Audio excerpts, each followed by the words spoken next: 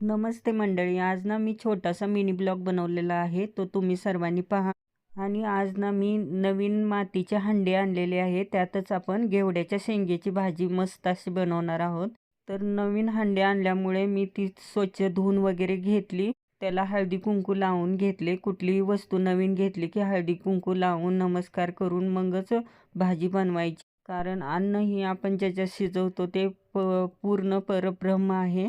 ती हंडी मी गॅसवर गरम करण्यासाठी ठेवली. त्यात एक पळी तेल वतले, जिरे, मोहरी, कढीपत्ता, बारीक कट केलेला टोमॅटो, टेचून घेतलेला लसूण, अर्धा चमचा हळद आणि टोमॅटो पटकन शिजावं म्हणून मीठ ही अर्धा चमचा टाकले. नंतर काळा मसाला सर्व टाकून छान असे मिक्स करून ते परतवून घेतले. नंतर बारीक कट केलेली कोथिंबीर टाकली आणि नीट निवडून स्वच्छ धुवून घेतलेली घेवड्याच्या शेंगेची भाजीही टाकली.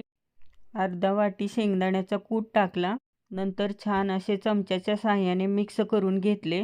थोडेसे पाणी टाकले. नंतर थोडे चवीपुरते मीठ टाकले. पुन्हा छान मिक्स करून घेतले आणि वरून झाकण ठेवून मिडियम गॅसवर छान अशी भाजी शिजून दिली. ही मटक्यातल्या घेवड्याची शेंगेची भाजी अतिशय सुंदर लागते चवीला. इकडे मी भाजी शिजेपर्यंत चपात्या करून घेतल्या.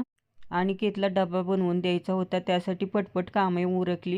पाहू शकता चपाती कशी टम्म फुगत आहे. सर्व चपात्या मी बनवून घेतल्या. चपात्या बनवून होईपर्यंत भाजीही छान शिजून झाली.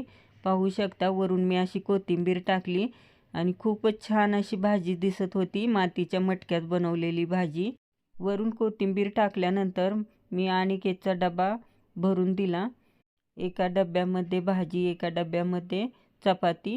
आज अनिकेतला लवकर ऑफिसला जायचं होतं, त्यामुळे खूप घाईत होता. तरीही मी पटपट डब्बा त्याचा बनवून दिला. नंतर तो ऑफिसला गेला आणि तो गेल्यानंतर राहिलेली सर्व कामे मी पटपट आवरली. किचन कट्टा पहिल्यांदा साफ केला.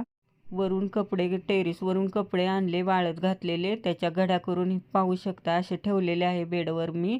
आता ते सर्व कपाटात ठेवून देते आणि ह्या दुसऱ्या रूममधलेही बेड वगैरे सर्व आवरून घेतले, झाडून काढले. हॉल वगैरे सर्व साफ केला.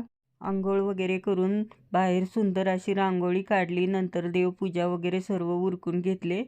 घर स्वच्छ, साफ, सुंदर असे ठेवले की खूप छान प्रसन्न वाटते मनाला. आणि ही माझी गॅलरी, छोटेसे गार्डन.